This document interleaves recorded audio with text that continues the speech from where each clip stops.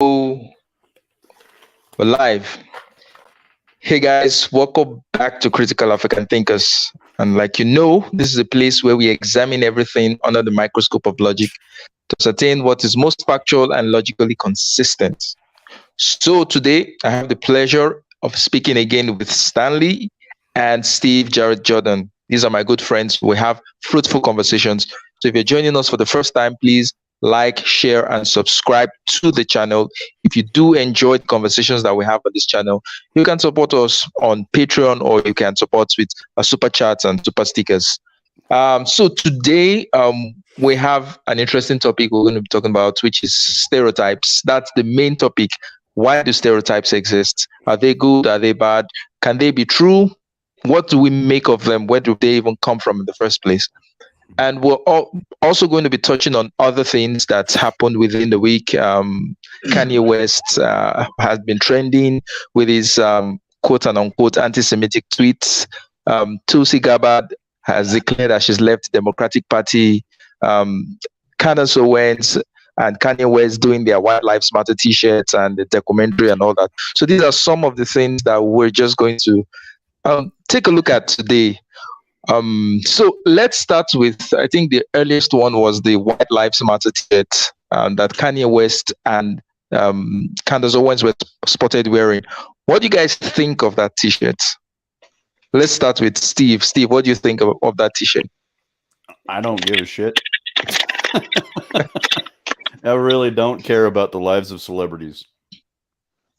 No, I'm not talking about the lives of celebrities. There was a message there being passed, which was sort of like a counter to the Black Lives Matter.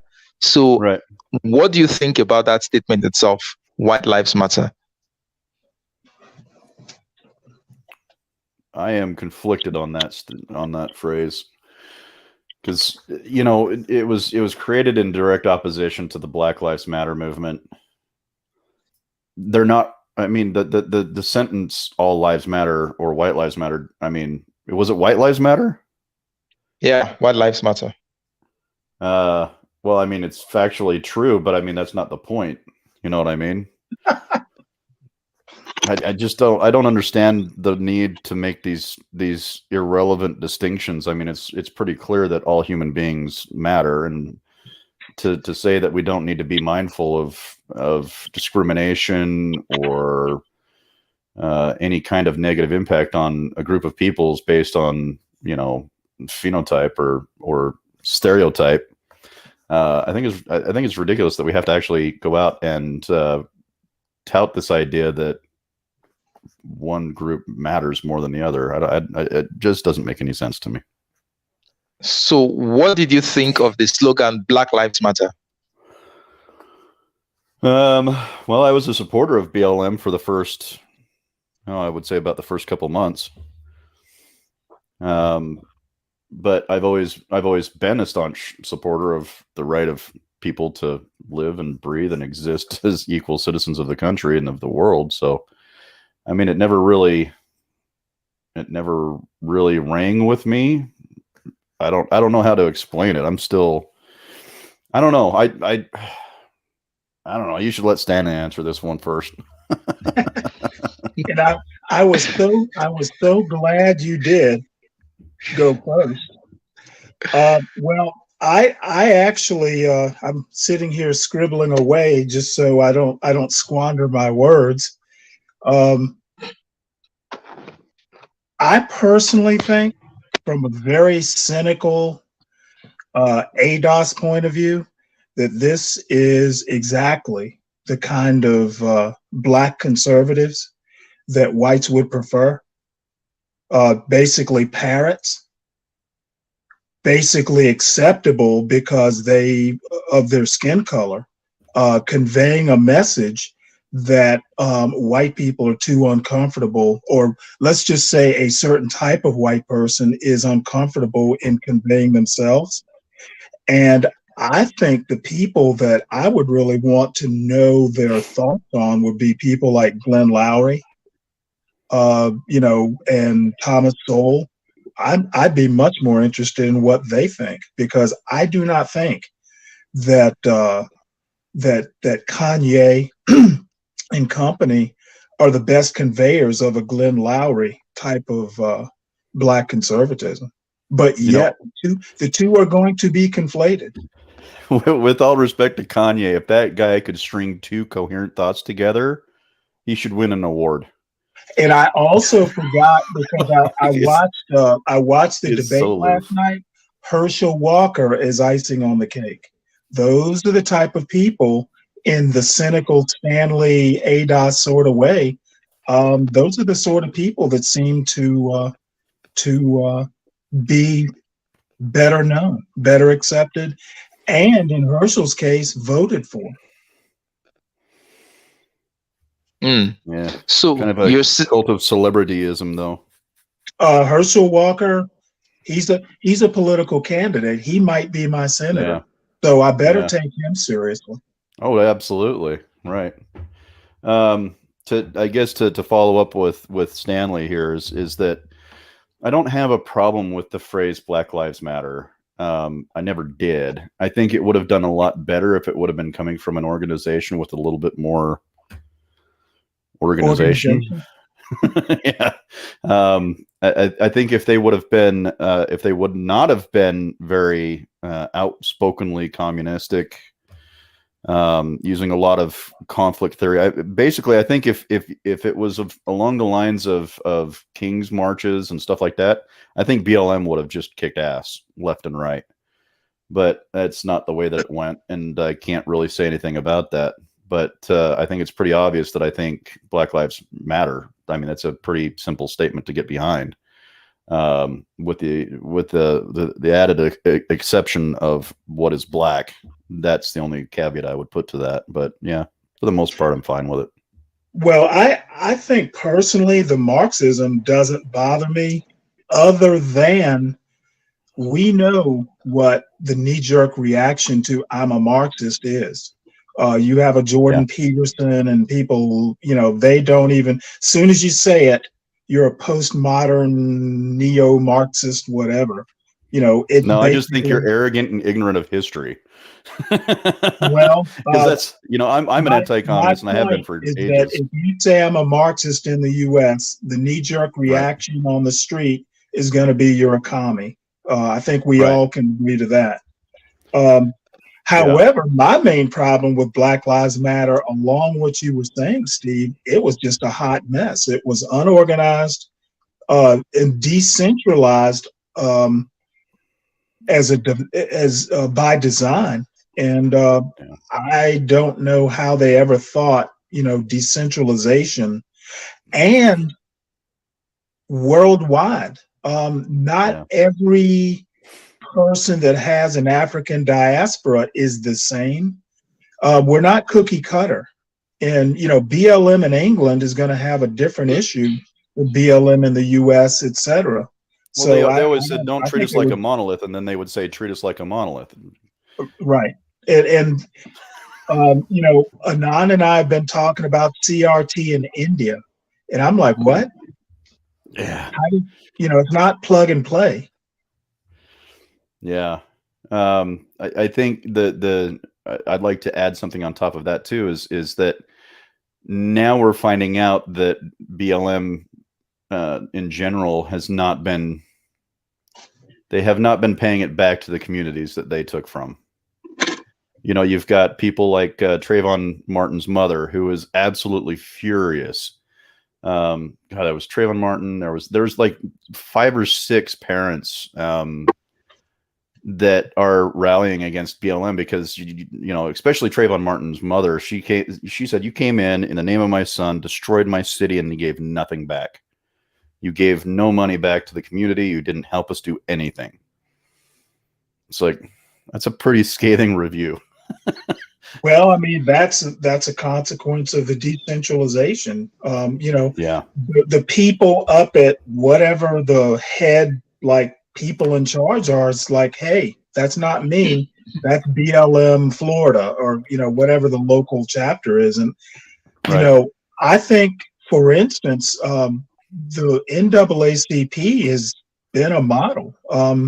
They have different chapters and different communities, but I mean, I'd say by and large, over the 100 or plus years they've been around, they've been pretty successful. Here's At a least question though. consistent. Why? So this is a genuine question, Stanley. Maybe you can help me with this because I've been struggling to understand it. So why has the NAACP not changed their name? Because there's an obvious word in there that is Color? highly questionable. Right. We don't say that word anymore. We're not allowed to even remotely say that word, to the point where I'm not going to say that word. But yet they get away with it. Like I don't understand the double standard. I mean, I think it's a legacy thing. Now I'm guessing, and I think Right. I remember, running across the Y at some point. It's kind of like a legacy thing. It's like when I was a kid, Kentucky Fried Chicken was Kentucky Fried Chicken. Well, it's no longer Kentucky Fried Chicken. It's KFC. KFC, yeah. So, it may be that sort of thing where it's the NAACP. We're going by NAACP, not National Association for the Advancement of Colored People. That's my guess. Well, yeah, it's probably a legacy thing because, I mean, it was created way back in the early 1900s with W.E.B. Du Bois and a group of other people. So the word colored was I don't know. I shouldn't say that. It was what people called themselves. Yeah. I was going to say, oddly enough, and you know this as well as I do, Steve. There have been like debates, especially in the 60s, were we Afro-American? Were we African-American? As a matter of fact, if you look at the latest special that Henry Gates did, it's a PBS thing. He sits around with a bunch of, I guess they're millennials, maybe people my age or younger, and they're asking, or he asks, what do you call yourselves? And most people say black. Well, Henry Louis Gates said, well, I call myself African American.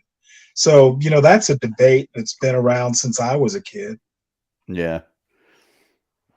But colored, you never hear colored. Yeah, no. Yeah, so let me play a little bit of devil's advocate with the BLM thing. So, Steve, you said BLM hasn't given back to the communities.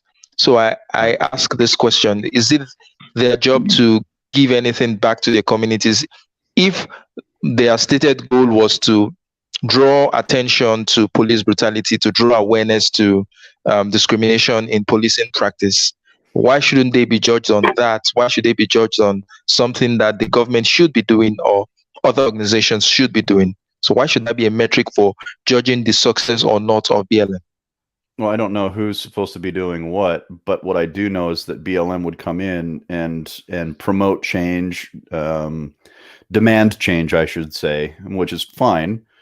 But they would tell people that they would help with programs, they would help with financial assistance to get certain programs up and running, that they would finance or help finance their local chapters in that area. I know for a fact the BLM chapters here in Utah, because we have two, neither one of them has received much more than a dime from BLM proper. So they're just basically taking the money and running with it. Like they haven't done anything. And the people who are eliciting change in policing, those are quite often local groups who wanted the change anyways in the first place. So BLM itself as an organ, as Solzhenitsyn would put it, is not functioning together. And that's kind of the problem. But you've got Patrisse Cullors making sure that she took off with a lot of money. So it's just it's the hypocrisy of it, Charles. Stanley, what do you think about my question? Well, I kind of answered it. I mean, BLM was decentralized by design. It was never meant to be, a top-down sort of thing. It's kind of like not exactly bottom up, but just decentralized, where, in theory, the national part was equal or maybe even in some ways subservient to, say, BLM New York. The bigger cities have their own chapters. I'm sure smaller cities do too. I didn't follow it. I didn't study it. I just know that decentralization was one of the key designs, or it was intentional.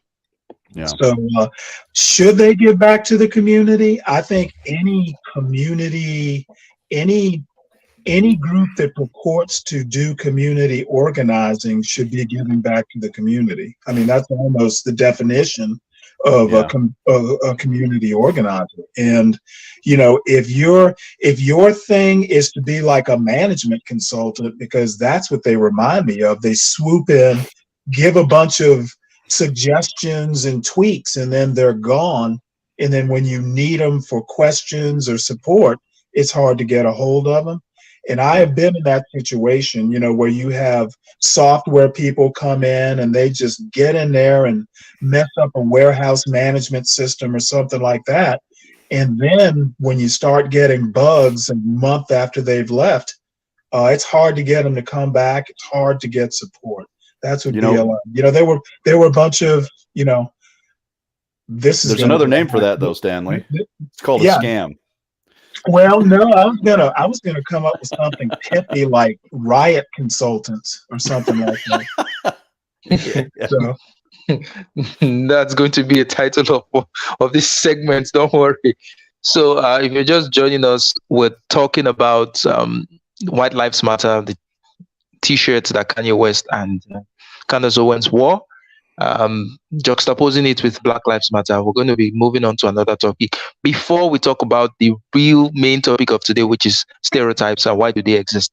So next to the next topic, Kanye West is sort of in some trouble with his tweets, which some people have called anti-Semitic. So I'm just going to read that tweet and let's look at it and say what problem do we have with this tweet? What problem can we see with this tweet? And as a response to this tweet from his being suspended on Twitter, on Instagram, and even having some business relationship terminated, are they commensurate with whatever thing he said here? So he said, I'm a bit sleepy tonight, but when I wake up, I'm going DEFCON 3 on Jewish people. The funny thing is, I actually can't be anti-Semitic because Black people are actually Jew also. You guys have toyed with me and tried to blackball anyone who ever opposes your agenda. Stanley, what do you think of that tweet? Well, I think it's scattered, and I think if you use the word death and Jewish in the same sentence, you're opening yourself up for some anti-Semitic accusations. So if you just look at the words, yeah, sure, it's got death and Jewish in the same sentence. Taken in context, and I'm using context in quotations, it's kind of, who knows what it means. I mean, DEFCON, I've never heard of DEFCON. So, yeah, I think it's, think about it. How many tweets come across Twitter's servers in a given day? Okay, no one has time to sit there and, that's if it's not a bot or some algorithm. They see death and they see Jewish. That's probably all they needed. So are there no human reviewers of these tweets? I mean, if for a tweet that has generated this much controversy, there should be a human review on this instead of just the bots taking a decision.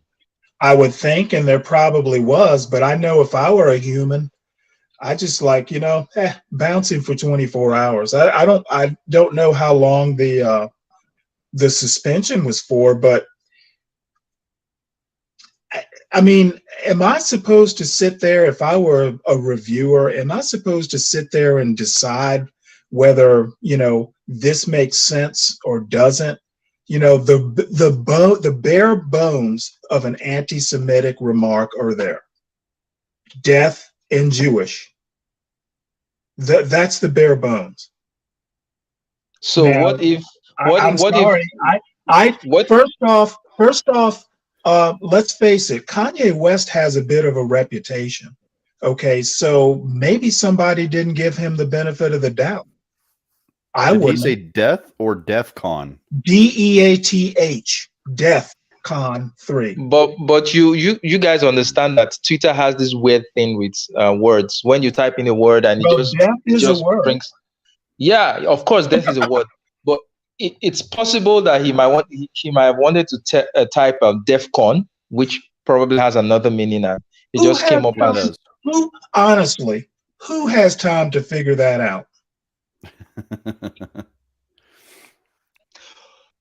Okay, now Stanley, you said something that the bot is just going to see death and Jewish, and there's a problem. What if Kanye had tweeted out that there were 6 million Jewish deaths during the Second World War? Would the bot pick that and flag it as anti-Semitic? I don't know, but you know what? A fact might get him or keep a fact. If it got to a review and they looked at a fact, I doubt he'd be suspended. I think AI is significantly smart enough now that it could easily differentiate the difference between a fact and a statement, like a fact and an opinion. You know what I mean? I don't know that much about the algorithms, but I've heard just in the past day or two where a YouTube account got suspended because they were showing a video clip, and the video clip made some assertions, and for some reason or another, the AI or whatever thought the show was making the assertions, not the show showing somebody else's show, so they were suspended. So it's by no means perfect, but to be honest with you, spending time parsing a dumb tweet, he got what he got. He can always go to Truth Social. Steve, what do you think? Truth Social. I don't even know it. I don't even know it exists. Yeah, Truth Social is that I can't remember if it was Trump or somebody else that created it. It might have actually been Jordan Peterson. I can't remember, but no, it's Trump. Trump and a bunch of people.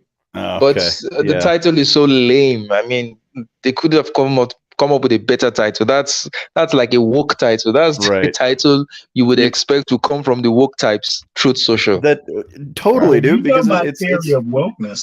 Wokeness includes the right also. Yeah. That's what I've been claiming for how long now. But no, I think when you make a platform called Truth, but it's created only by really and participated in by one side of a discussion, I don't think that's truth. I think they could have called it echo chamber and it would have been better. But I echoed you a message. Yeah, right. As far as Kanye's tweet, I've always been incredibly sensitive about the plight of Jewish folk. It's just how I've always been. I really don't like bullies, so I'm pretty much against any kind of anti-Semitism, and especially with the level of anti-Semitism going around by the left, it's starting to get concerning because there was already a little bit on the right. And now we're starting to see it a lot more on the left. And you've actually got, not kidding you, hold on, UC Berkeley has Jewish free zones. This is a law school. What? How? How is that even possible? Because they're restricting the ability for Jewish people to be members of certain groups within UC Berkeley. Why is that legal? How is that possible? It's not legal, but they're doing it anyway. Yeshiva University doesn't want a trans club, or I'm sorry, it's an LGBTQ club. So, yeah. I mean, it's basically a Jewish law school that's not allowing gay people to have a club. So there's enough of that sort of stuff going around on both sides. And quite frankly, I don't think the left is any more anti-Semitic than the right is. The left is just I as I don't know if discriminatory as anybody. I don't know of any leftists going up and shooting temples like the one in Pittsburgh. Well, Hmm.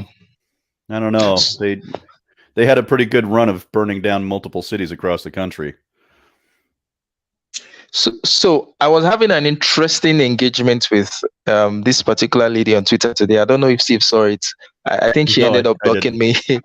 um, I was just toying with her because, okay, she was saying something about, I think she was talking about double standards in terms of free speech, how some Now I got to look it universities, up.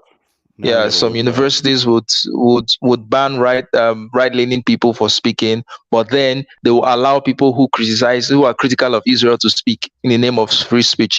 So I then she was alluding that was anti-Semitic. So I asked her, "Are you Jews are a people? Israel is a state. Criticizing Israel, is that really anti-Semitic?"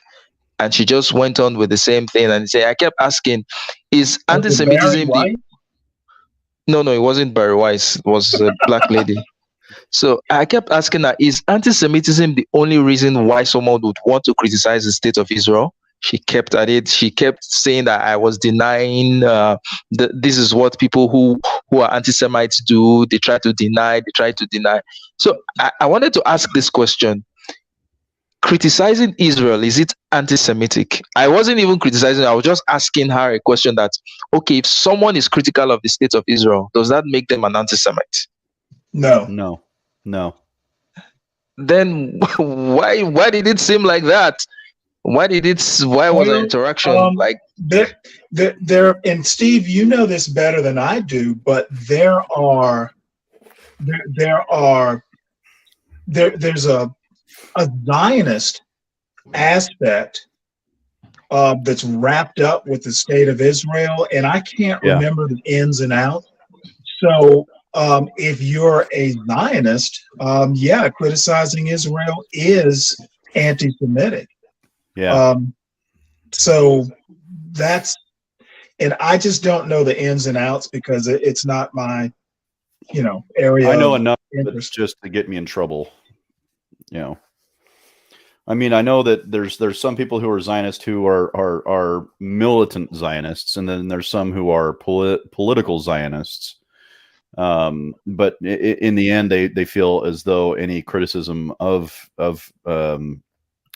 Israel is anti-Semitic in general. But I've never found any good, reasonable argument for criticism being discriminatory. I've never found that to be true. You can criticize anything and anyone, and it doesn't mean that you're being discriminatory. As a matter of fact, if anything, you're discriminatory in the sense that you think for yourself and you're going to ask questions. That's fine. But do you think?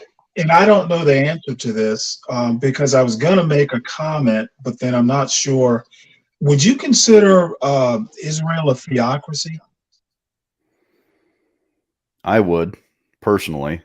Okay, because my comment was going to be that's kind of what you get when you have a theocratic state. If the state religion, they're kind of bound up together. So, I mean, I personally, as kind of a secular guy, don't see a problem, with anti-Semitism.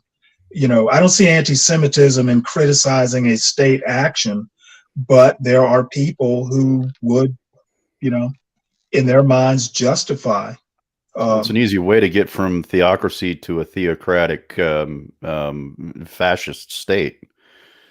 I mean, that's like the fastest way to do it. Yeah, but I don't know. I mean, I've been to Israel. They'd never tolerate something like that. Yeah. I'm sure there are some countries that have official state religions. I'm so sure there are some countries in Europe that have Christianity as an official religion, and it doesn't interfere with their democracy and all that.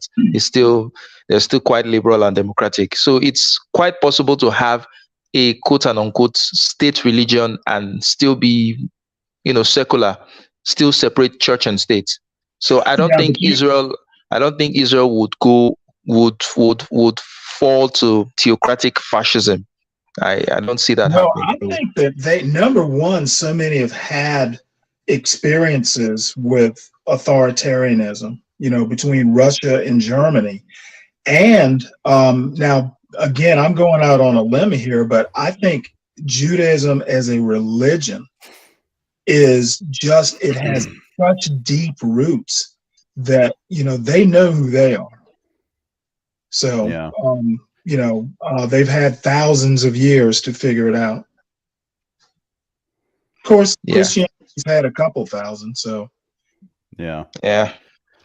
I think at the end of the day, I mean, me being an atheist, I'm going to be highly critical of any faith-based war in the first place. Yeah, but that's a bias. That's a bias. Well, it's actually an unbiased opinion in the sense that if you look at how many lives have been lost. Not. Well, hold on, let me finish. It's not. It's a bias. It's not biased when you take into consideration how many lives were lost in the name of any faith. It's counterproductive to the actual faith itself, especially when you claim to be peaceful. You know what I mean? So it's a genuine criticism. So you're a capitalist, right? You believe in capitalism. Part, yeah. Okay. You are an American. You also believe in America, right? Sure. So how many lives has been lost as a result of capitalism? Does that discredit capitalism? Does that discredit America in your eyes? Well, hold on. It makes it a religion. So you see, you can't just pick one aspect of something and say, oh, because this thing happened, then it just makes it shit. America has done shit all over the world, but still, people still regard it's a great country. Charles. No, there's a massive difference. There isn't a massive difference. There isn't a massive difference. America is not, despite all accounts, not a Christian nation. Well, that's not the point. Never has been, never was. That's not the point. Based off of religion. No, the point is, as America done bad things, as capitalism done bad things, right? Yet you're still comfortable calling yourself an American, despite the bad things capitalism has done, despite the bad things America has done. So why are you not extending the same charity to religion? So that's why I say it's a bias. Because you're an atheist. Hold on now. You're stretching, man. You're stretching. No, I'm not stretching. I'm not stretching. I'll tell you why. It's because there's nothing in any rules of capitalism that requires another group of people to die. America right or wrong, non-beneficial. America right or wrong is a slogan. Which country has turned the other cheek as a national motto? Oh yeah, right. So there's a difference. We're really good at that. There's a difference between religion and state. Right.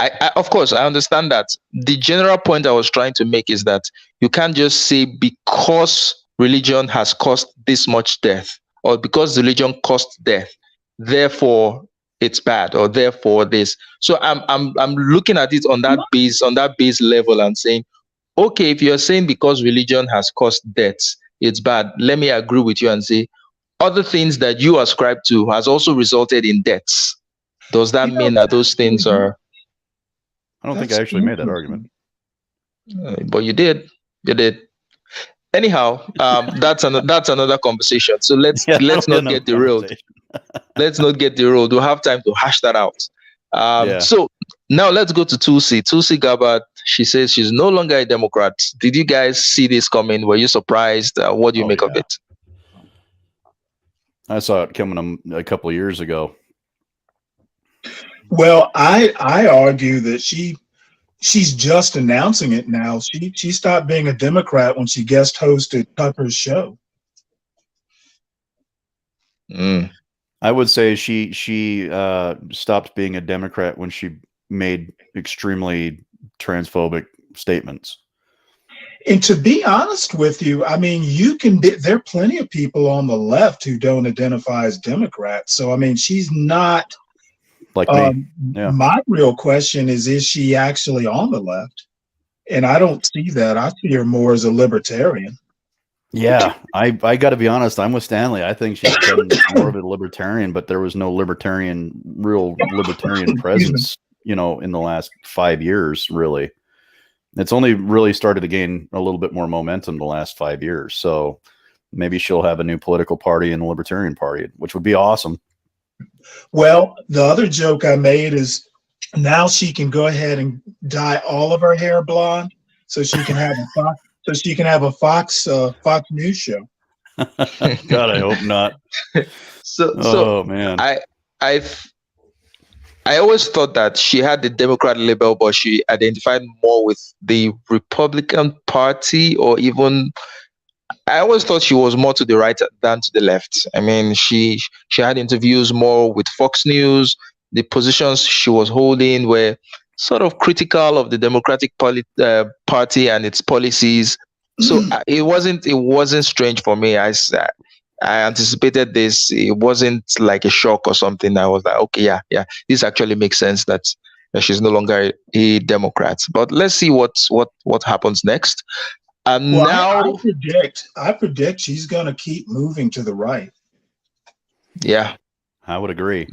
Yeah, I don't see her having a limit right now, because right now she's got no anchors. She's got nothing to tie her down to anything that she's ever supported before, as far as like politically based. I don't think her core beliefs or her core. I don't think those things have changed, because they've always been not really Democrats, right? They have actually positions mostly. I think we're wrong. I think we're wrong on that. I think she's probably the only Democrat left. And I disagree with that.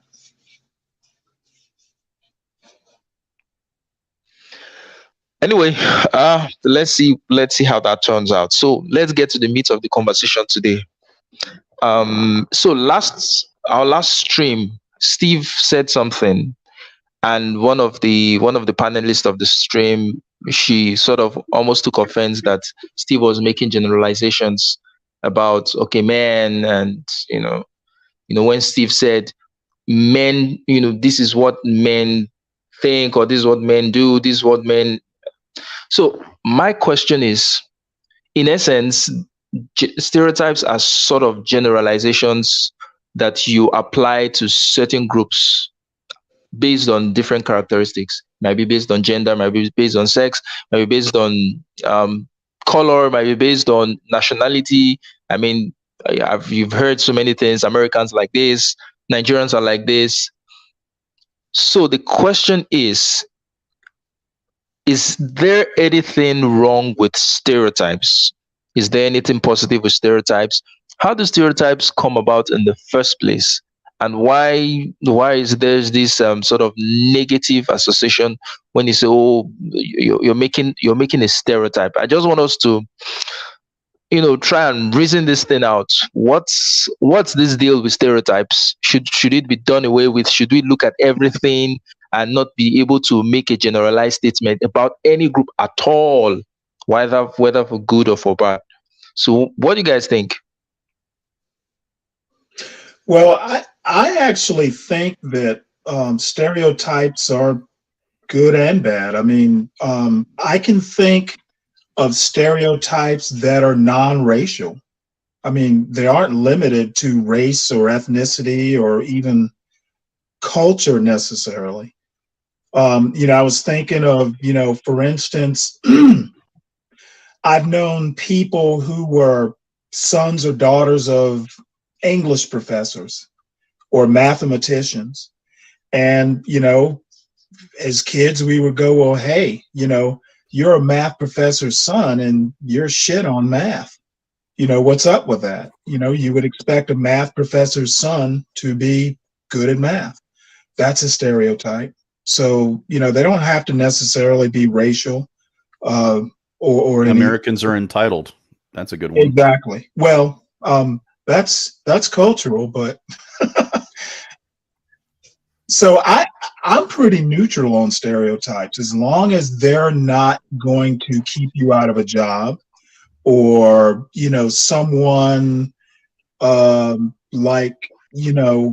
got a 16-year-old, as you guys know. If he ever came to me and said, oh, I'm not going to date this woman because of, whatever, I'd probably come down on him like a ton of bricks because number one, it's sloppy thinking.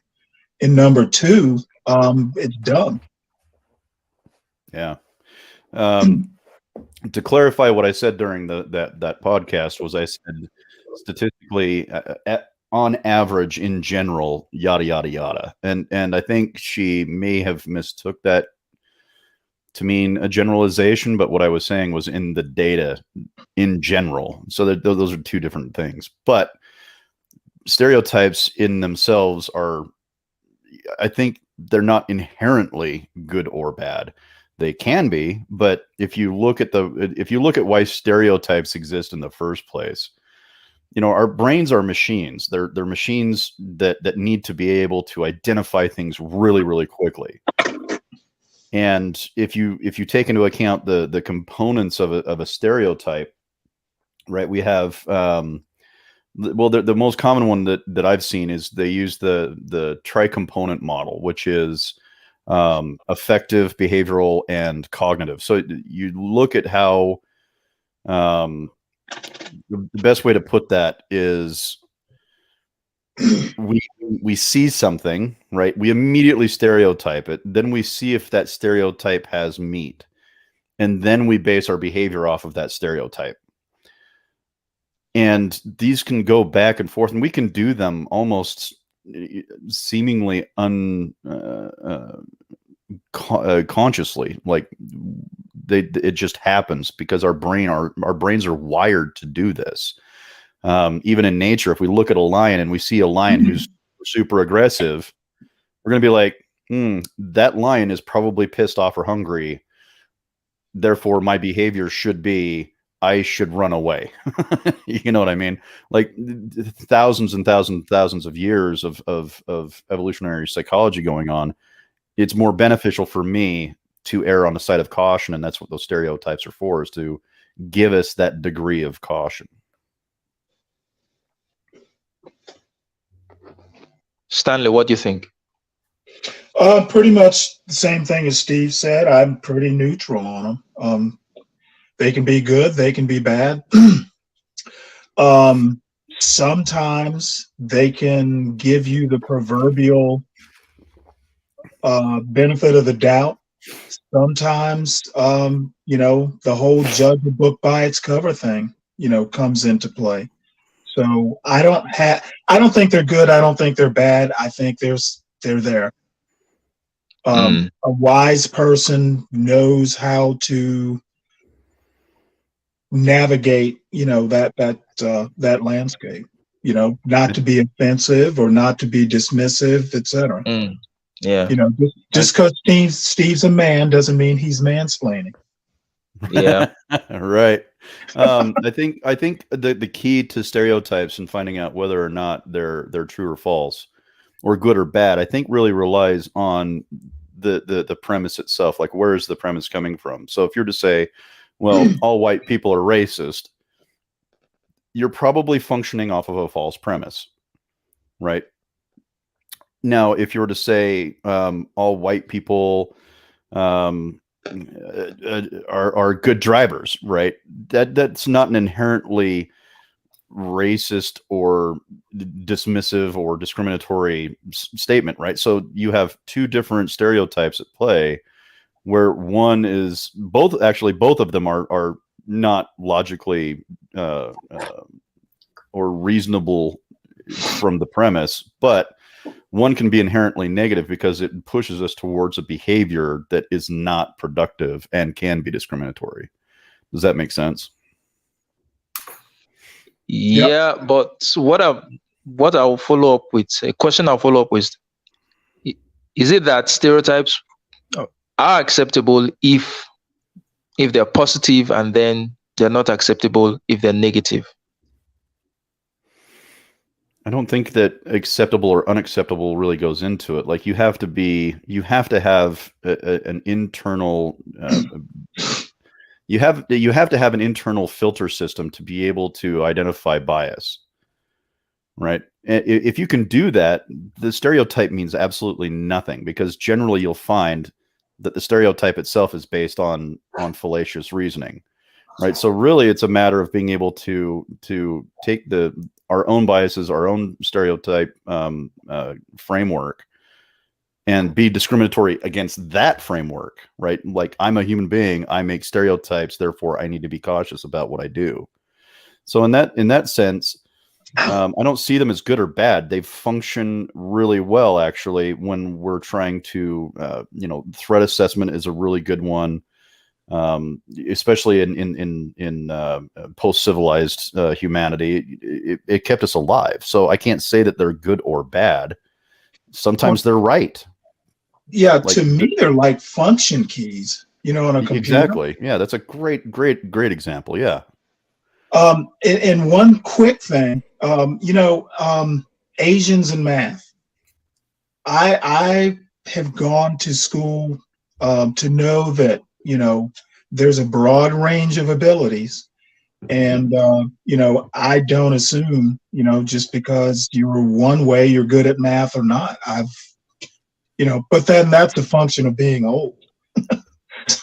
Right. Well, and there's some truth to some stereotypes too. So there was a study done, and the reason why they believe that now you have to be careful about this because you have to be specific. Asians who speak an Asian language are better at math. And what they found was that the language itself helps give them a better framework, a better groundwork for mathematics. Yep. So the stereotype is true only so far as you get to that function level, right? If you're an Asian who lives, and you have to be specific about what Asian you're talking about. But so we'll say East Asian. If you're talking about East Asian, they need to be able to speak that language to be falling under that stereotype. Because if they're American Asian, that goes out the window if they don't speak an Asian language. Well, that you know as well as I do, by the third generation, if you're an immigrant, benefits are gone. Yeah, benefits are gone from all of that. Yeah. What's up, Zachariah? This is Steve Jordan. How are you doing? I'm doing good, man. You can hear me. Can you hear me good? Yeah. Yeah, we can hear you. Yeah. Go ahead. I just set up a studio in the house with this nice 7B microphone that Michael Jackson used. Oh. and usually right before I get on Critical African Thinkers, I buy a zip of marijuana because every time I hear Charles, every time I hear Miss Violet or Mr. Steve Jordan, it's always a blast. So I have to get a little high before I speak to you guys. I haven't heard Stan. This is the first time I'm communicating with Stanley, but Mr. Charles and Mr. Steve Jordan will tell you that I'm a very interesting guy, and I'm probably one of the most world-renowned hippies. Now let's get started with the White Lives Matter topic, and then I'm going to get started on the stereotypes. So did you have to get high to catch up, or? No, I was listening the entire time. Oh, okay. Yeah, I don't know. Just for some reason, I'm a hippie. Life is just better with marijuana. From how I see with the White Lives, man, honestly, we're living in a post-pandemic society where people feel like that everything should be given to them, and I'm not sure if you're familiar with my background, Mr. Stanley, but, I'll say it again, my mom died when I was really young, but, that was never an excuse for me to not get what I always demanded out of life. And that was just being a hard worker, being respected by my peers, by gentlemen such as yourself and Charles and Mr. Steve Jordan. So do any of you guys watch No White Guilt? No. Watch what? No White Guilt by a gentleman named Jason Kahn. Nope. No, never heard of it. No. So I've been watching No White Guilt since literally right after the George Floyd situation happened. And I started noticing a transition all across the world, right? So I was interested. It was interesting because I actually got into a situation where I was accused of being a drug dealer for wanting to conceal and carry a firearm illegally.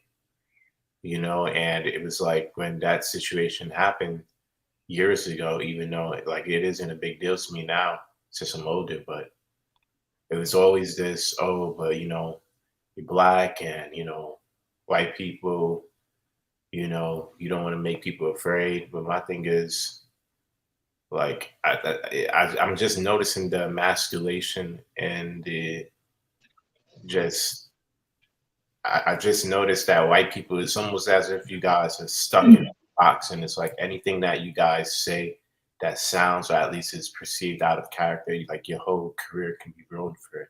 And that's exactly why I started watching Jason Kahn, you know, because he's against the victimization that the anti-whites are trying to push, not so much in America, but just worldwide, you know. And even when that George Floyd situation happened, I was telling politicians, I was on the phone with politicians, or not on the phone with politicians, politicians I knew named Billy Prempe, who's running for a specific position in New Jersey.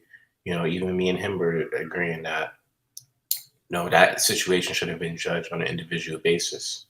You know, because you have plenty of situations where, like when I took the bus across the country, right, I had a backpack on me the entire time. For those that aren't familiar with Seattle and New York bus transportation, I took a 3-day bus across the country. So when I was in Nebraska waiting at the Greyhound bus station, the Nebraska police didn't pull me to the side, the quote unquote black man. They pulled the white man aside who at least was perceived to, you know, have something in his backpack. But, you know, this is what I'm talking about with the lived experiences. You know, it's like you just have a lot of people who didn't have a lived experiences. And I think that's so. Well, can I ask you one quick question about that experience? Are you saying that the white man with the backpack was discriminated against by the police? He wasn't discriminated against. He just, like, I had a backpack and he had a backpack. We were both minding our business, but for some odd reason, they decided to check his backpack. Now again, Really? yeah, but that's what I'm saying. But I Well, honestly, how did he react? Did he do hands up, don't shoot? no, he just said, okay, take the backpack and just check it. It was that simple. It happened for literally like 10 seconds and then everything ended. That's it. And that's my thing. Like situations like that happen all the time, you know, Absolutely. especially in It's called normal life. especially in the conservative states where Mr. Steve Jared Jordan lives in Utah. You know, I watch a lot of his content on CAT and I listen, I pay attention. You reside in Utah, right, Mr. Steve Jared Jordan? Yeah, you can just call me Steve, dude. You Salt Lake City? Yeah, well, I'm north of Salt Lake City. I'm more closer to Ogden area, so it's about half hour, 45 minutes away from Salt Lake City. But yeah, My uncle lives in Salt Lake City. That's why I asked. nice, Yeah, nice. yeah, he does. He moved out there literally right after his kid was born, and that was 2 years ago. Is he enjoying it? He loves it. Good. He loves it. But yeah, you know, but I think stereotypes are extremely important, you know, because I think we all have a right to have implicit bias because it's a survival mechanism and it can also be used as a safety net. You know, I think regardless of race or regardless of who you are, like I'm a grown man, you know, I don't think any white person should want to be around me if they choose that I'm not suitable for whatever position that they're offering at the workplace or just even be it around them or just in general. Listen, I judge everybody by the content of their character, but at the same time, I'm also a gentleman that takes a lot of pride in how I'm perceived from my Jamaican and European heritage. So, you know, if you have Asians that are quote unquote discriminated against blacks or Jews that are discriminated against blacks, I honestly feel like these people should not deserve to have a title put on them. Why? Because as an adult, why should you want to be around someone who's letting you know, like blatantly in your face, that they don't want shit to do with you? You know, I mean, that's just how I look at it. Again, everyone's entitled to feel how they feel. You know, I just wish that, like, because I just noticed, like, I think diversity is great, but we shouldn't be forcing people to, like, I'm watching an interview with Joe Rogan, right, with Tulsi Gabbard, and how she converted to being a Republican, right, and now it's in the workforce. You have lawyers and you have and you have people who work for these Fortune 500 companies, like if they don't use certain pronouns to represent a person from a specific race, and they can then they report it to HR, and it's like it wasn't always like this, you know. Now, did Tulsi go from? She went to independent, right? I think she was a Democrat, and now she's Republican. I mean, I think she's an independent. no, she's Republican now. Okay.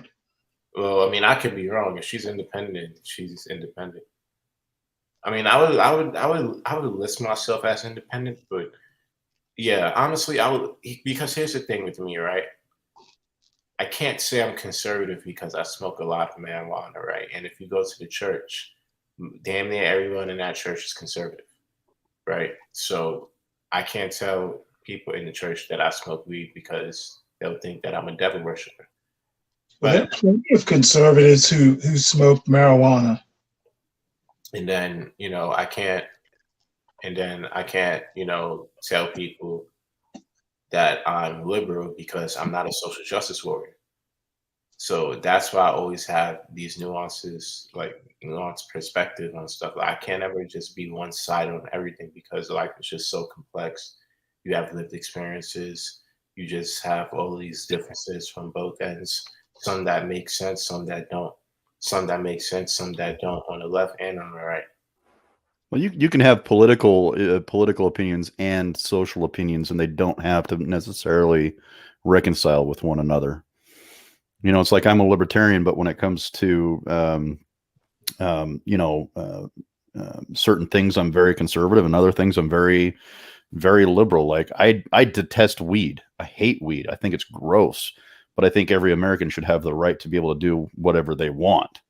Right now, some people see that as very liberal, but I'm a libertarian that falls very well within my political spectrum. Right? I don't feel like the government should have any voice in what someone does with their own body. Period. So they can also cross over, such as in that kind of a conversation. So I totally get what you're saying. Mm-hmm. Yeah, you know, man. Stanley, do you want to make any comment? No. Yeah, I mean, I just wanted to say, and even like myself, you know, I'm a vegan, well, a vegan vegetarian. I went hardcore vegan for 4 months, and you know, I'm a vegetarian. And a lot of people who are conservative aren't vegetarian. You see a lot more people on the left that are practicing vegetarianism or veganism. But again, I'm not American. I'm European. My dad was born in Brooklyn, New York, but my mom was born in Kingston, Jamaica, and my great-grandmother lives in London, and she's 92 years old. So I always represented with my European culture. And in European culture, like people who are vegan and vegetarian, they aren't doing it so much for animal rights or trying to prove how morally good of a person they are. They're really just doing it to activate the holistic side of. Do you ever watch Coleman Hughes? One of my favorites. Respect him dearly. Not surprising. He's a good libertarian. Why would you say that's surprising? Oh, you sound like him. The reason why I reminisce with Coleman Hughes is because his mother died when he was 18. My mother died when I was 10. Not that it makes a difference, because whether you're 10, 18, 28, or even 1, it still doesn't make a difference. That's your mother. And I was very fascinated with, you know, his I don't like to say story because it seems like, because everyone can tell a story, right? I'd rather say I like his background. That sounds more like me singing background. I put more realism into the conversation, right? A little bit more respect. You're right. Like, instead of me saying just story, like if I just say story, it's just, you know, his story. But like, no, like he has a concrete background, and I respect that shit. You know, like, yeah, we all have issues, you know. We all do. I'm sorry, Charles. Yeah, so I wanted to ask, what do you guys think of polls? What do you think of polls, Steve, Stanley, and Zach? Polls? When a poll is done, yeah. What do you think of polls? Well, polls are a sketchy. They're a sketchy statistic to use because it's self-reporting, right? It's heavily dependent upon the language that's being asked, and sometimes the polls don't allow for nuance. Really, they're just asking very simple, plain, straightforward questions. And the polls that I've done, because I sign up for a couple of polls every year, specifically around politicized content, but the problem I have is almost every single question they have, there's a caveat to every single one of them. And so polls, they kind of give us a very general idea of what's going through the heads and minds of people, but I think they offer no other benefit other than that, really. Stanley, what do you think of polls?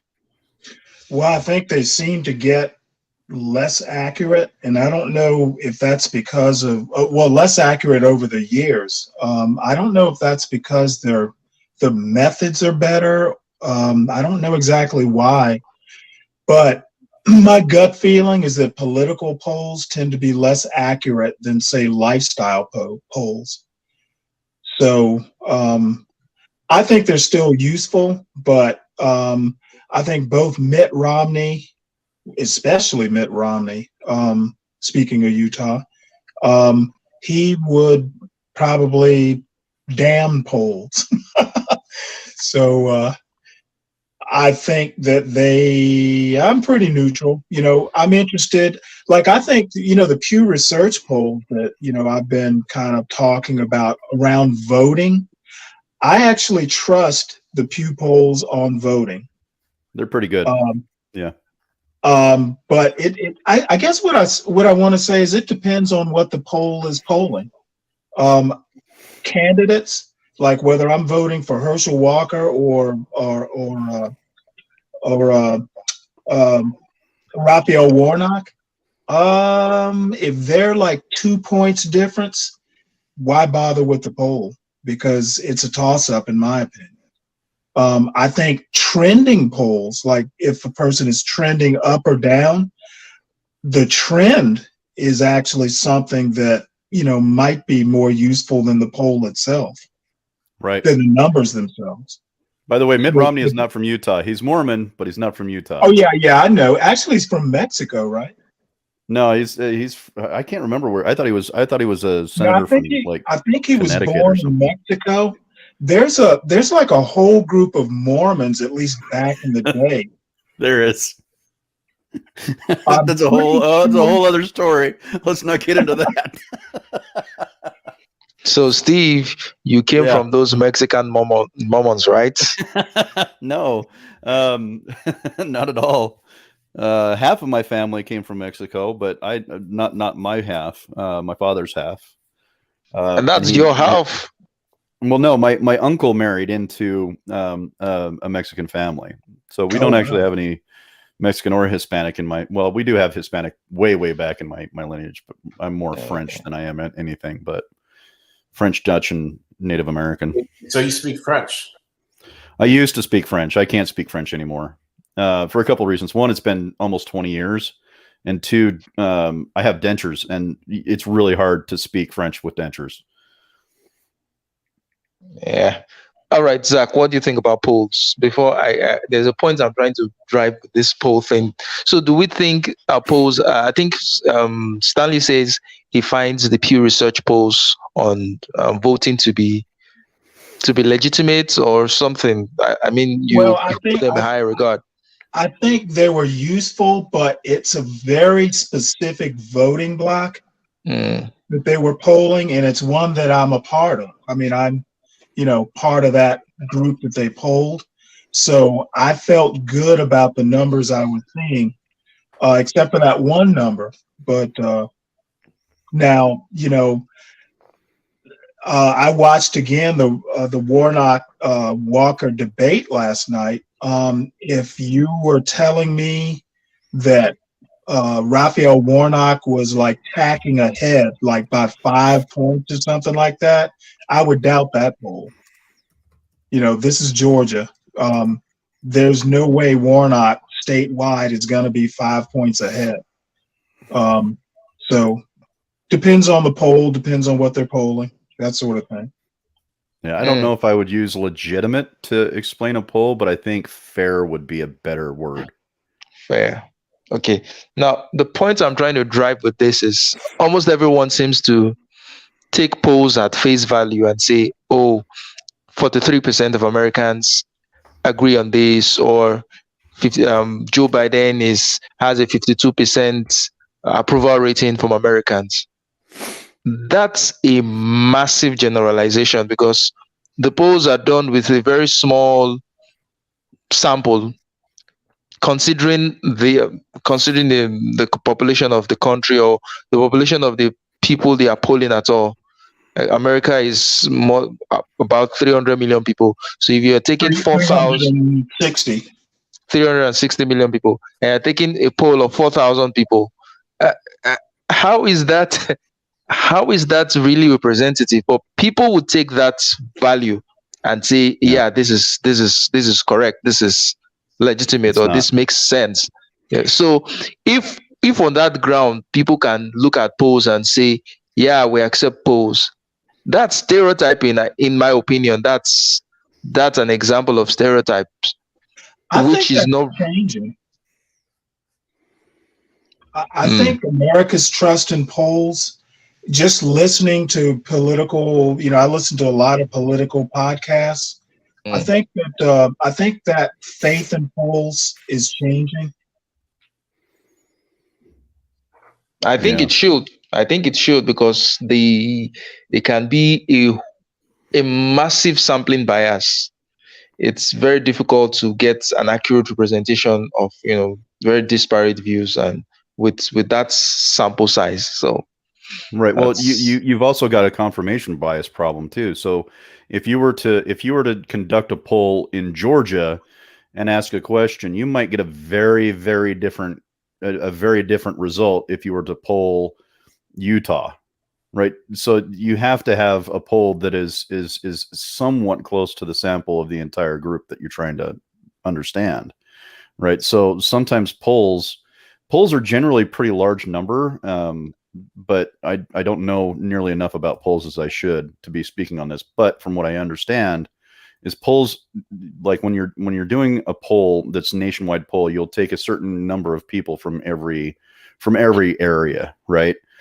But one of the polls that was really interesting that I saw come out, I think it was in 2021, was the word Latinx is not liked among Latino voters. They detest them. Now, this was a fairly large sample. I think it was several 100,000 individuals. So I think you could probably say that pretty closely say that the term Latinx is not widely accepted by most Latino or Hispanic voters. Now, that kind of a poll is actually somewhat useful, because if you had any relevancy, if you had any doubt, you'd be able to see it in the numbers. But that doubt's not there. Yeah. Zach, go ahead. I look at polls as being the same as statistics. I try to understand that some of these polls and some of these statistics that are politically, that are related to politics, a lot of them could be the author or the person that's contributing towards the narrative, could manipulate or, push it towards their own personal bias. So I'm always skeptical on the polls just because of that, That's true. I mean, even research these days, especially research that are funded by certain organizations, there's always going to be some, how will I put it? There's always going to be a tilting towards favoring a certain result or downplaying. If the results turn out to be negative, downplaying it and all that. So at times you've got to ask yourself, how objective are these things really? How objective are they really? Anyway, we've had 1 hour of fruitful conversation, and I don't want this stream to drag on for too long. But what areas do you think we needed to touch or we haven't touched now, Steve, Stanley? Um, I know Well, Stanley was making a note the other time. So are there areas that yeah. we should have touched that that's in your notes that we haven't touched? So maybe you can bring them up. No, not really. Actually, I was making some stuff for something else that I was thinking about. Mm. Um, there's nothing really here worth bringing up.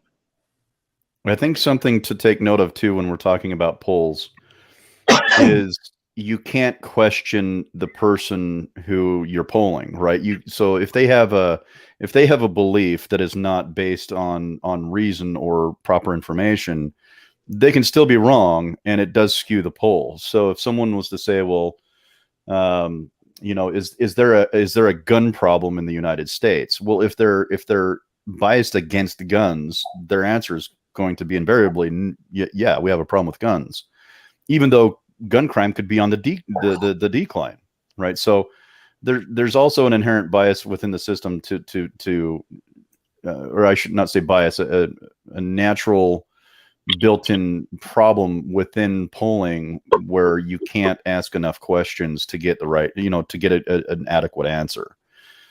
So you can't even ask them how confident they are of their opinion, which I find incredibly problematic in that sense, especially when you're trying to get to the truth.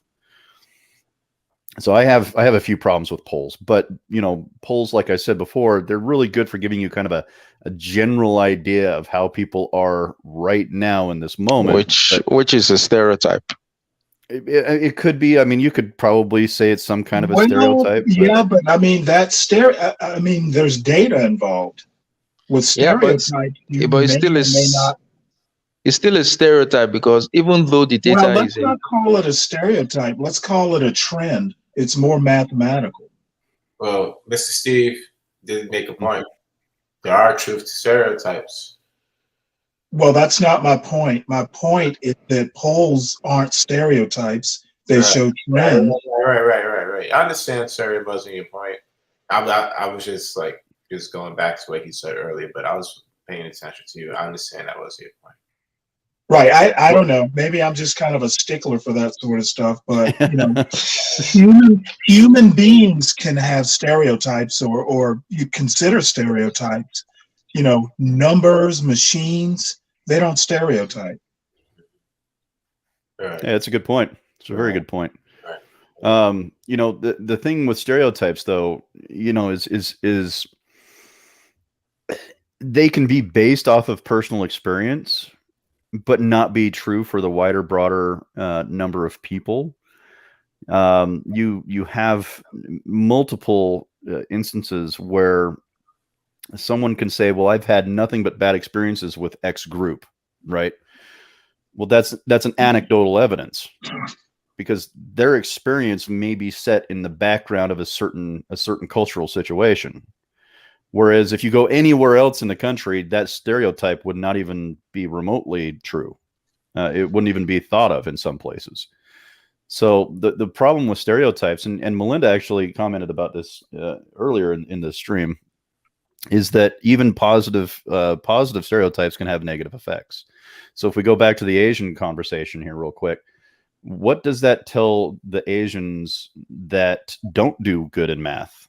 How does that make them feel? It's like, well, I'm Asian, but I'm really bad at math, right? That can kind of influence how they see themselves, right? So there's both net positive and net negative anytime we're using stereotypes. But stereotypes, in my personal opinion, shouldn't be used for decision making, in the sense that, how would you put it? We should not rely on our stereotypes. We should be discriminatory of our stereotypes. Like, is this stereotype that I'm using, is this factually reasonable to be using?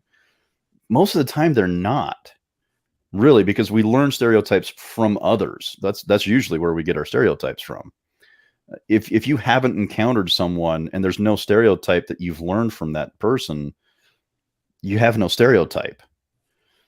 So stereotypes are only as useful as the people that have given them to us. So in that sense, I find stereotyping really, really unhelpful, like scientifically, philosophically, they're incredibly unhelpful most of the time. So I generally try to kick any stereotype out of my head that I have, like from the very get-go. And I'm just like, no, I'm not going to do that. I'm gonna start at ground zero on this one and see where that takes me. And I actually fight my own stereotypes too. So if I do have a stereotype and I just can't get it out of my head, I will constantly be aware and conscious of that and actively fight against my own stereotypes that I have. So I think people lean a little bit too heavily on their stereotypes. I think we need to start moving away from using stereotypes as a ground level basis for decision making. Do people do that a lot? I think they do.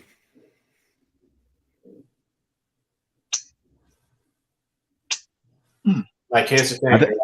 I think we wouldn't have the racial problems that we do if people weren't using racial stereotypes as a basis for formation of opinion and decision making. Here's the thing. Everybody. Well, see.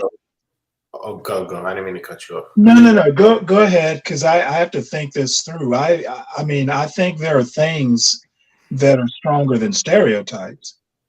I mean, for all I know, people can discriminate against me from my tattoo. You know, and it means a lot. You'd be surprised. Well, that's the cool thing is tattoos. I mean, like, look at me. I mean, I've got like tattoos all over my body, but luckily enough, the stereotypes associated with tattoos are going down. The negative stereotypes associated. Well, not only that, everybody in Utah rides a Harley. They wish. I saw a lot of them when I was out there.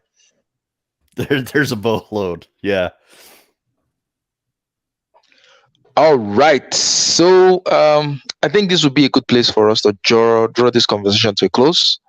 So we talked about Kanye. We talked about so there was one thing we didn't talk about with the Kanye saga. I think let's just talk about it for the next 4 minutes, which is the kind of blowback he's been getting from that tweet and the business associations that he's losing. I mean, JP Morgan dropped him as a banking partner and all that. Has that been confirmed? I don't know, but I saw that later. I don't know if it's been confirmed. But the point I'm driving at is, if that is the case, is that an appropriate response to his tweet? Do we think that that's it's appropriate, or is it stretching it? Well, I think in this case, it was a bit of a stretch. I mean, you know, we've had a president who, you know, was a lot more controversial and didn't lose his job. So, you know, I think sometimes you have to consider the person, or you have to consider the tweeter. However, a business can do what it wants to do. That used to be actually a very staunch conservative position, that a business can serve whomever it chooses to serve. It cannot serve whomever it chooses not to. You know, we had a cake designer, you know, win a case over rejecting business. So while we may have problems with it, a bank is free to do what it wants to do and have the clientele it wants to have. And, you know, if he's becoming too big a liability, I don't think a bank is going to drop Kanye unless there are a lot of other clients who are like, hey, you know, if this is the kind of people you do business with. But I can't imagine Kanye is the most controversial client Chase Manhattan or Chase Bank has. You know, I'm sure there's a drug runner or two, you know, that's more controversial. But they're just not out there on Twitter tweeting their drugs, so maybe. Yeah. Well, I think, you know, I think the part of the problem really is that, you know, the problem that I should say the mistake that Kanye made was he localized and centralized the group of people that he was going to go after. And I'm sorry, but I have a hard time believing that every single Jewish person in Hollywood is going to be some evil monger, criminal. I just have a hard time believing that. So I think part of the problem that really should be discussed is that. But Steve, Well, do you think that you gotta let that's me what he meant? finish. I know, but let me just interject quickly. Sorry. Do you think that when he made that statement, he was referring to all Jews? I Do you think think that all was Jews in his peripheral, like, because I'm sure there's a lot of Jewish people in that industry. Like, is he attacking all Jews? Probably not. But if he's attacking all Jews in his industry, then there's still a significant problem there. Well, not only that, but how about use some precision of language? Right. That's How what my about point is. being precise enough that people can't misinterpret who you mean? Right. Right. You could say, the majority of industry leaders that I'm dealing with right now, I'm going to be going after them. Okay, that's actually a little bit more vague, which would be actually more helpful at this point. But I think the problem that I would have with whatever he said was he definitely directed it at a specific group of people, and that in turn is feeding a stereotype into everybody who is watching what he's doing. So he's perpetuating a negative stereotype, absolutely, as far as my concern is. If I was to say anything to him, be like, dude, Kanye, you gotta be a little bit more discriminatory about your own beliefs, because I'm pretty sure not all Jewish people in Hollywood or in your financial bracket are going to be evil mongering individuals. I just cannot get behind the fact that there's a whole group of people that solely exist to do harm. I can't get behind what if it. he was making a general point? Okay, let me play devil's advocate and say, in this industry, there's an industry, and it's 80% of this industry is controlled by Jews, right? Sure. And of course, there are Jews in other sectors as well. Now he's speaking about this industry and he's saying he doesn't like the way those in charge of this industry are running the business, but most of them happen to be Jews. And then he says something about Jews, as in they're doing this, they're doing that. Are you? Of course, in my mind, I don't think he's saying all Jews. He's just saying, okay, Jews control this industry. I don't like what they're doing. This is what I think, right? So I don't see how we can leap from that to him saying all Jews. I think we should be a bit more critical at assessing what he was saying. The point that I'm trying to make here is that it's not Jews that are the problem. It's people with a bad moral system that are the problem. So Jewish has nothing to do with it.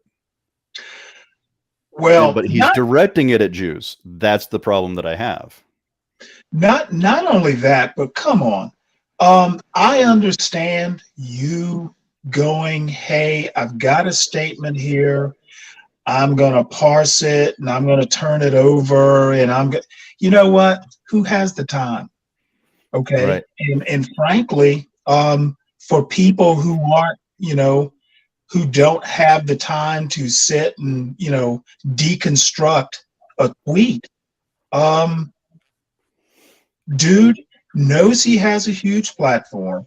He would do himself a great favor in either thinking.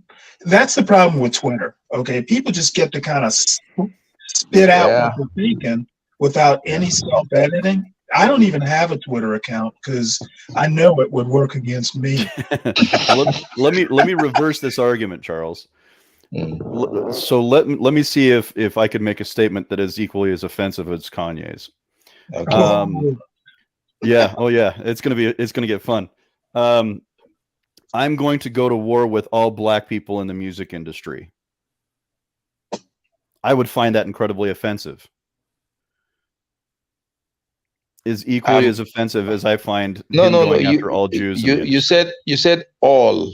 Right. You're very, very specific there. He didn't say all when he made his statement. It's a habit. Okay. I didn't know that. I didn't have his statement in front of me. So I'm going to go after black people in the industry. Right. What does black have to do with anything? If you've got people who are bad actors in an industry, focus on the bad acting, not the bad actors. That's the distinction that I'm trying to make here, is that it's not the religious affiliation these people have. It's the manipulation that could be possibly going on. He could have just as easily said, I'm going after these bad actors in my industry, whoever they are, and I'm going to take them down. Like, that would have been a much more succinct, much more I think a stronger statement than saying something that is solely based on an immutable characteristic that somebody can't control, or binding all people into a group of people, of individuals. Jewishness had nothing to do with what he's trying to fight, I don't believe. So I think he was very misleading in that statement, thereby creating more stereotype. Like, Hitler used this whole strategy extremely well to his own usefulness. Like, he would literally make things up about Jews, that they had horns, that they were hideous beings, that they were all these different things, right? So I tend to shy away from generalizations about groups of people in general. I think Kanye meant Jewish people, because he makes two comments. You know, he talks about the DEFCON 3 stuff, and then a sentence later, he's talking about black people being the real Jews. Or black. Basically, he says, I can't be anti-Semitic. Basically, this is a paraphrase. Yeah. Black people can't be anti-Semitic because we're Jews. To that effect. So he had Jewish people on his mind. I think he was anticipating that, okay, this thing I'm saying is going to seem anti-Semitic. So he's just prefacing and saying, well, no matter how you're going to take this, I'm not actually being anti-Semitic because I'm black, blacks are Jews. So how can I be anti-Semitic when I'm black as well? Or when I'm a Jew as well? Isn't that like saying I'm black, I can't be racist? Like, help me out. Yeah. See, that's like saying I am black, I can't be racist, but it's not. It's different in the sense that when people say I'm black, I can't be racist, is I'm black, I can't be racist against the white person. But now is like saying I'm black, I can't be racist against the black person. That's a more equivalent comparison in his quote. He tricked himself because he has power and he's black, so he can be racist. Yeah. That's where's that meme that's like, you played yourself? No, but like, seriously, and even if he was being racist against black people, you guys know my opinion on this. I've written on this. Is like, yes, you can be racist against people who look like you. It's called race lining. Well, there's colorism. Yeah, colorism is another form of what I would consider race lining. Yeah. Right. So, I mean, now he did say he was getting sleepy. So, maybe that's where we cut him a break. Sleepy Kanye. Why didn't you just preface? Why didn't you just sleep over it and wake up in the morning and do something good instead of just tweeting at his ass and going to bed? This is where I just tweeted him or a wife or something could have helped. Right. I just tweeted this the other day too. It's like anytime someone comes at me with an identity before they as a preface to a statement, I always know something stupid is going to come out of their mouth. And so Kanye was identifying as tired, and right after that came a stupid ass comment. So, sorry, I'm just laughing at my own joke. I apologize. I think he'll survive. Yeah, I think so too. So, Zach, final word from you before we close the stream. Nothing. I just wanted to play a song. Okay, is it your song? It isn't my song, but my cousin is a famous rapper. Okay, so I hope he's a famous rapper. Okay. I hope it isn't copyrighted so that it doesn't affect the stream. I think if he mutes it, every once in a while you can get away with it. Okay, so let's hear. See if you like this. Veggie sausage breakfast sandwiches. Can you? Sorry, my bad. It's a freestyle. Because you know my family's from London.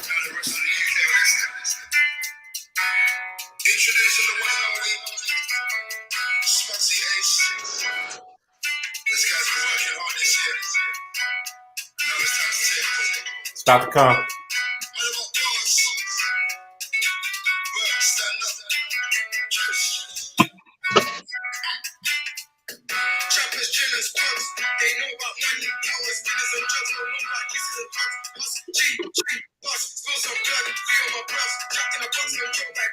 I'm having a hard time hearing the words.